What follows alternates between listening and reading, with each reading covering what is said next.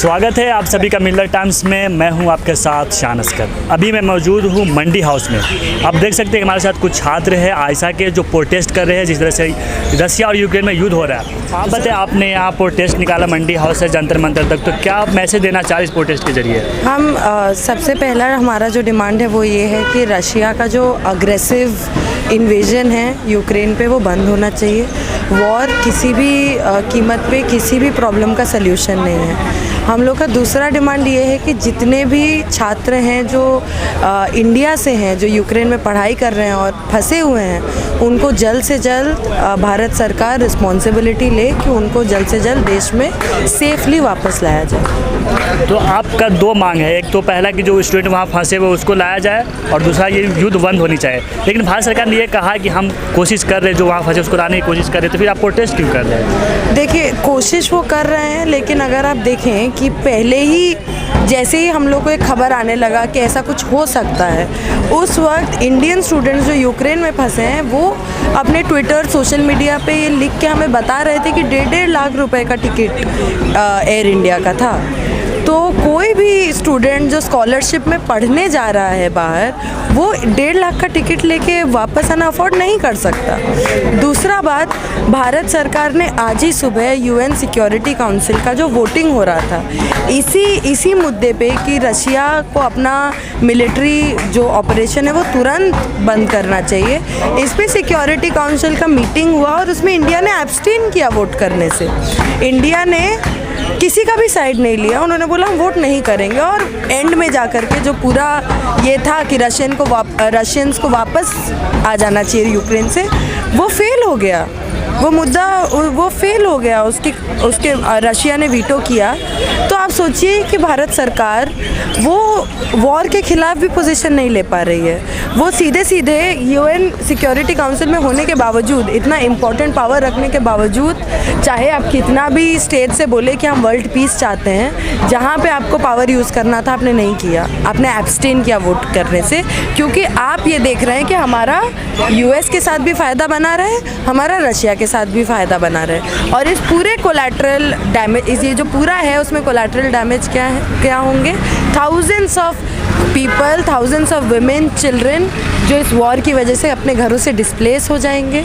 बहुत लोग अपने घर वालों को खो देंगे, जो ऑलरेडी हो रहा है। और किसी भी वॉर में फिगर्स, जो डेथ फिगर्स है, वो मायने ही नहीं रखते। तो आप लोग का ये डिमांड है कि जो भारत का स्टैंड है वो यूक्रेन के साथ होनी चाहिए, वो युद्ध नहीं होनी चाहिए? हमारा एकदम यूक्रेन के साथ हो ना हो, मैं ये नहीं बोल रही कि हम लोग बिल्कुल सपोर्ट करें कि यूक्रेन नेटो का पार्ट हो जाए या यूक्रेन ईयू का पार्ट हो जाए। That is not the concern. The concern is कि जो ये वॉर हो रही है, जो यूक्रेन के ऊपर जो लड़ाई हो रही है, वो नहीं होनी चाहिए। War has to stop at all cost. BJP के एक एमपी है हेमा मालिनी, उन्होंने कहा है कि मोदी चाहे तो अभी युद्ध रुकवा देंगे। देखिए, अब जी न्यूज़ जो न्यूज़ दिखा रहा है उस पर तो बहुत ज़्यादा कमेंट करने के मैं सक्षम नहीं हूँ, लेकिन अगर सच में मोदी जी करवा सकते हैं तो यही अपील हम सारे स्टूडेंट्स जो आज यहाँ इकट्ठा हुए थे, हमारे तरफ से यही अपील रहेगी मोदी जी को बंद कराएं वो, और अगर करा सकते हैं। तो सर, आप लोग ये बताएं कि ये इस युद्ध को लेकर भारत में क्यों प्रोटेस्ट हो रहा है? देखिए, हम लोग आज मंडी हाउस में दिल्ली के नागरिक के तरफ से नागरिक मार्च किए, और उसके ज़रिए हम 3 बातें कहना चाह रहे थे। पहली बात, हम ये कहना चाह रहे हैं कि रसिया जो लगातार यूक्रेन पे हमलावर है, हमला कर रही है, युद्ध छेड़ रखी है, रसिया को युद्ध से विड्रॉ होना पड़ेगा, पीछे हटना पड़ेगा, युद्ध बंद करना पड़ेगा। ये बात हम लोग कहने आए थे। दूसरी बात हम लोग कहने आए थे कि नाटो के ज़रिए लगातार जो यूएस अमेरिका है अपनी साम्राज्यवादी जो नीति है, विस्तारवादी नीति को पूरे यूरोप में, पूरे विश्व पे थोप देना चाह रही है। इस नीति से वापस होना पड़ेगा अमेरिका को। नाटो की विस्तारवादी नीति नहीं चलेगी, ये हम कहने आए थे। तीसरी बात हम कहने आए थे कि हमने देखा कि जब युद्ध का माहौल बना, उसके तुरंत बाद जब यूक्रेन में फंसे भारतीय नागरिक भारत आना चाहते थे, उनके टिकटों के दाम कई गुने बढ़ गए, और वो बुरी तरह से फंसे हुए हैं, वो आना चाह रहे हैं, और भारत सरकार के पास कोई नीति नहीं है, उनको वापस नहीं करा पा रही है। तो हम ये साफ साफ कहने आए थे कि मोदी सरकार अविलंब इस पर कार्रवाई करे और अपने नागरिकों को सुरक्षित वापसी की गारंटी करे। तो आप रसिया से नाराज़ है या अमेरिका से? क्योंकि अमेरिका ने तो सपोर्ट करा है ना यूक्रेन का। सर, अमेरिका हो या रसिया हो, किसी की विस्तारवादी नीति, साम्राज्यवादी नीति नहीं चलेगी। यूक्रेन तय करेगा कि उसके कितने हिस्से होंगे, उसका कैसा शासन होगा, उसका क्या विचार है। उस पर ना अमेरिका की दखलंदाजी चलेगी, ना रसिया की दखलंदाजी चलेगी। ये हम लोग कहने आए हैं। और अपने दखलंदाजी को स्थापित करने के लिए रसिया जो युद्ध छेड़ रखी है, वो युद्ध भी बंद होना पड़ेगा। और अमेरिका को भी नाटो का जो विस्तार करने की उसकी नीति है, वो भी नहीं चलेगा।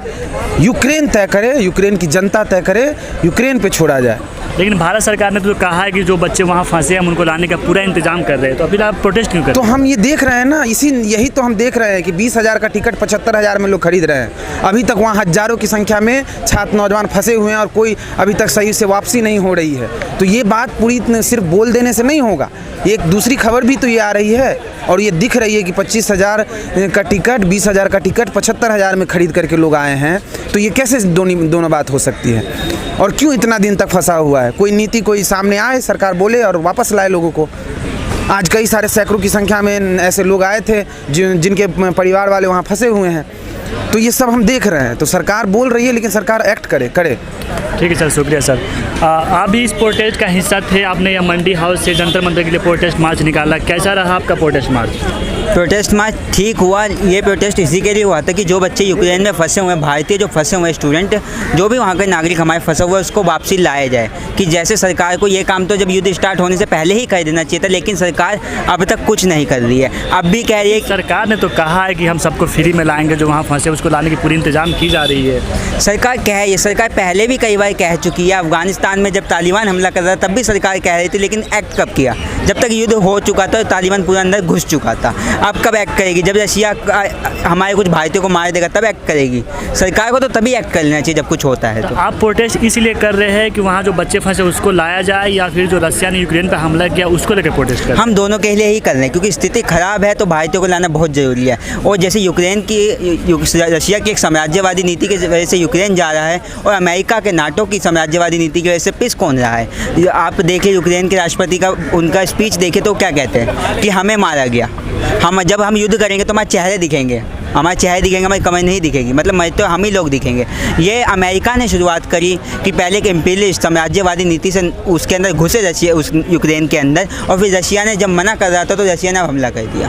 तो ये हुआ, पिस कौन रहा है? सिर्फ यूक्रेन के लोग पीछे। एक ह्यूमैनिटी के तौर पे ये होना चाहिए कि रशिया भी अपनी सेना पीछे ले, अमेरिका नाटो को पीछे ले, और डिप्लोमेटिक तरीके से रशिया और यूक्रेन साथ मिलकर काम करें। तो ऐसा एक छात्र संगठन, वो भारत सरकार क्या चाहता है कि भारत सरकार इस पर क्या स्टैंड ले? भारत सरकार को स्टैंड ह्यूमैनिटी के तौर पे यूक्रेन का साथ देना चाहिए। लेकिन अब देख ही लिया होगा कि राष्ट्रीय सुरक्षा संघ में उन्होंने क्या किया, जाके किसी के खिलाफ, मतलब एब्सेंट ही रहे, किसी के खिलाफ बोल नहीं है। ह्यूमैनिटी के तौर पे, इंसानियत के तौर पे उनको यूक्रेन का साथ देना चाहिए था, लेकिन उन्होंने कुछ नहीं किया। क्योंकि लोग सोच रहे होंगे कहीं ना कहीं वो किसी का बुरा नहीं बनना चाहते, कि रशिया से भी हम अच्छे समझौते, अमेरिका से भी अच्छे समझौते, इसका। तो ये थे कुछ आयशा के छात्र जो रशिया यूक्रेन में जो युद्ध हो रहा है उसको लेकर प्रोटेस्ट कर रहे हैं। उनकी ये मांग है कि युद्ध ना हो और पूरे दुनिया में शांति रहे। हमारी वीडियोस देखने के लिए बेहद शुक्रिया। मिल्लत टाइम्स की खबरें पढ़ने, सुनने और देखने के लिए गूगल प्ले स्टोर से ऐप डाउनलोड करें। यहां आप उंगली की क्लिक में पढ़ सकते हैं 4 ज़बानों में न्यूज़, उर्दू, हिंदी, अंग्रेज़ी, बांग्ला। आप ऐप पर मिल्लत टाइम्स की वीडियोस भी देख सकते हैं। अगर आप YouTube पर देख रहे हैं तो रेड बटन को दबाकर चैनल को सब्सक्राइब करें और बेल आइकन ज़रूर दबाएं। फेसबुक पर देख रहे हैं तो पेज को लाइक और फॉलो ज़रूर करें। ट्विटर और इंस्टाग्राम पर भी मिल्लत टाइम्स को फॉलो करें। मिल्लत टाइम्स की स्टोरीज हासिल करने के लिए टेलीग्राम और व्हाट्सएप पर बराह रास्त हमारे साथ जुड़ सकते हैं।